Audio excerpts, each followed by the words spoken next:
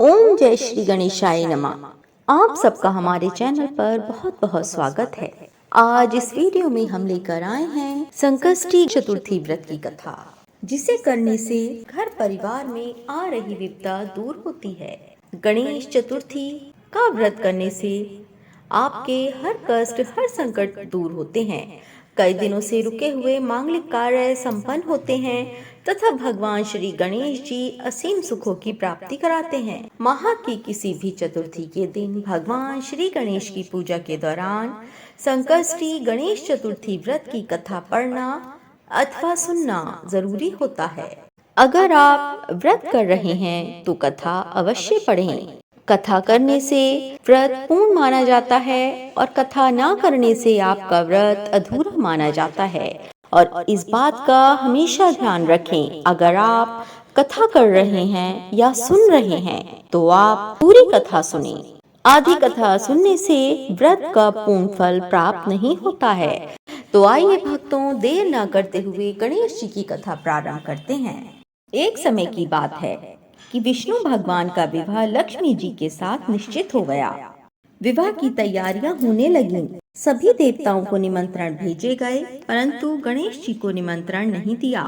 कारण जो भी रहा हो, अब भगवान विष्णु की बारात जाने का समय आ गया। सभी देवता अपनी पत्नियों के साथ विवाह समारोह में आए। उन सब ने देखा कि गणेश जी कहीं दिखाई नहीं दे रहे हैं। तब वे आपस में चर्चा करने लगे कि क्या गणेश जी भगवान को नहीं बुलाया है या स्वयं गणेश जी ही नहीं आए हैं। सभी को इस बात पर आश्चर्य होने लगा। तभी सबने विचार किया कि विष्णु भगवान से ही इसका कारण पूछा जाए। विष्णु भगवान से पूछने पर उन्होंने कहा कि हमने गणेश जी के पिता भोलेनाथ महादेव को न्योता भेजा है। यदि गणेश जी अपने पिता के साथ आना चाहते तो आ जाते। अलग से न्योता देने की कोई आवश्यकता भी नहीं थी। दूसरी बात यह है कि उनको 1.25 मन मूंग, 1.25 मन चावल, 1.25 मन घी और 1.25 मन लड्डू का भोजन दिन भर में चाहिए। यदि गणेश जी नहीं आएंगे तो कोई बात नहीं, दूसरे के घर जाकर इतना सारा खाना पीना अच्छा भी नहीं लगता। वह सब ये वार्ता कर ही रहे थे कि किसी एक ने सुझाव दिया, यदि गणेश जी आ भी जाएं तो उनको द्वारपाल बनाकर बैठा देंगे कि आप घर की देखभाल करना। आप तो चूहे पर बैठकर धीरे धीरे चलोगे तो बारात से बहुत पीछे रह जाओगे। ये सुझाव भी सबको पसंद आ गया, तो विष्णु भगवान ने भी अपनी सहमति दे दी। होना क्या था कि इतने में गणेश जी वहां आ पहुँचे और उन्हें समझा बुझाकर घर की रखवाली करने के लिए बैठा दिया गया। बारात चल दी। तब नारद जी ने देखा कि गणेश जी तो दरवाजे पर ही बैठे हुए हैं, तो वे गणेश जी के पास गए और रुकने का कारण पूछा। गणेश जी कहने लगे कि विष्णु भगवान ने मेरा बहुत अपमान किया है। नारद जी ने कहा कि आप अपनी मूषक सेना को आगे भेज दें तो वह रास्ता खोद देगी, जिससे उनके वाहन धरती में धंस जाएंगे। तब आपको उनको सम्मान पूर्वक बुलाना पड़ेगा। अब तो गणेश जी ने अपनी मूषक सेना जल्दी से आगे भेज दी और सेना ने जमीन खाली कर दी।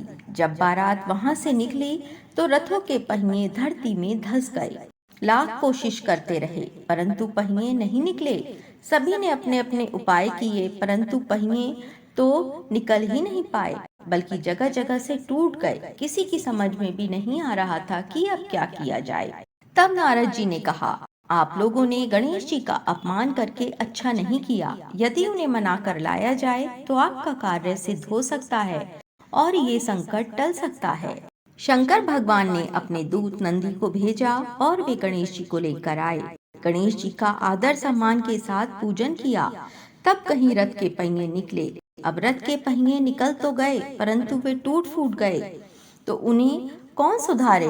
पास के खेत में किसान काम कर रहा था, उसे बुलाया गया। किसान अपना कार्य करने के पहले ओम श्री गणेशाय नमः कहकर गणेश जी की वंदना मन ही मन करने लगा। देखते ही देखते उसने सभी पहियों को ठीक कर दिया। तब वे कहने लगा कि हे देवताओं, आपने सर्वप्रथम गणेश जी को नहीं मनाया होगा और ना ही उनकी पूजा की होगी, इसलिए तो आपके साथ ये संकट आया है। हम तो मूर्ख अज्ञानी हैं, फिर भी पहले गणेश जी को पूजते हैं, उनका ध्यान करते हैं। आप लोग तो देवता गण हैं, फिर भी आप गणेश जी को कैसे भूल गए। अब आप लोग भगवान श्री गणेश जी की जय बोलकर जाएं तो आपके सब काम बन जाएंगे और कोई संकट भी नहीं आएगा। ऐसा कहते हुए बारात वहां से चल दी और विष्णु भगवान का लक्ष्मी जी के साथ विवाह संपन्न करा के सभी सकुशल घर लौट आए। हे गणेश जी महाराज, आपने जैसे विष्णु जी के सभी कार्यों को पूरा किया, ऐसे ही हम सबके कार्यों को सिद्ध करना। बोलिए गणेश भगवान की जय, विष्णु भगवान की जय, लक्ष्मी माता की जय। आइए भक्तों, अब सुनते हैं गणेश जी की दूसरी कथा। बोलिए गणेश भगवान की जय। श्री गणेश चतुर्थी व्रत की पौराणिक कथा के अनुसार एक बार भगवान शिव तथा माता पार्वती जी नर्मदा नदी के किनारे बैठे थे। वहां माता पार्वती ने भगवान शिव से समय व्यतीत करने के लिए चौपड़ खेलने को कहा।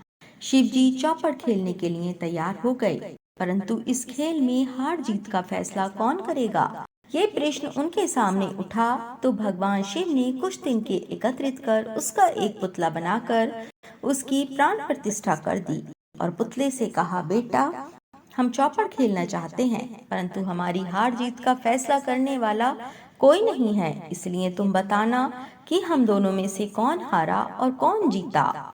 उसके बाद भगवान शिव और माता पार्वती का चौपड़ का खेल शुरू हो गया। ये खेल 3 बार खेला गया और संयोग से तीनों बार माता पार्वती ही जीत गईं।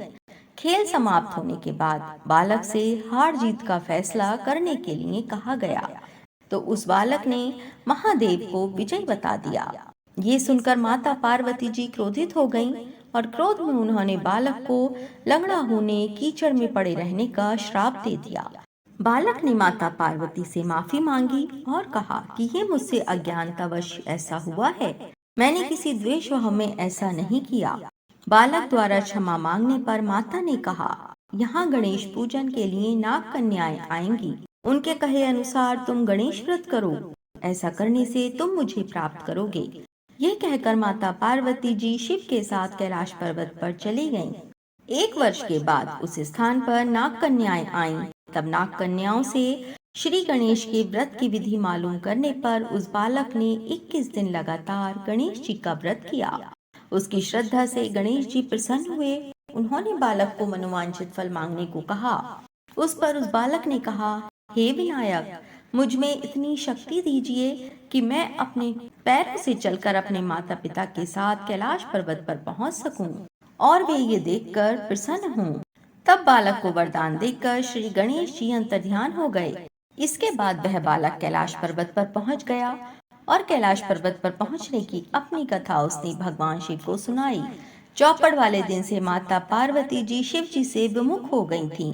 अतः देवी के रुष्ट होने पर भगवान शिव ने भी बालक के बताए अनुसार 21 दिनों तक श्री गणेश जी का व्रत किया। इस व्रत के प्रभाव से माता पार्वती जी के मन में भगवान शिव के लिए जो नाराजगी थी वह समाप्त हो गई।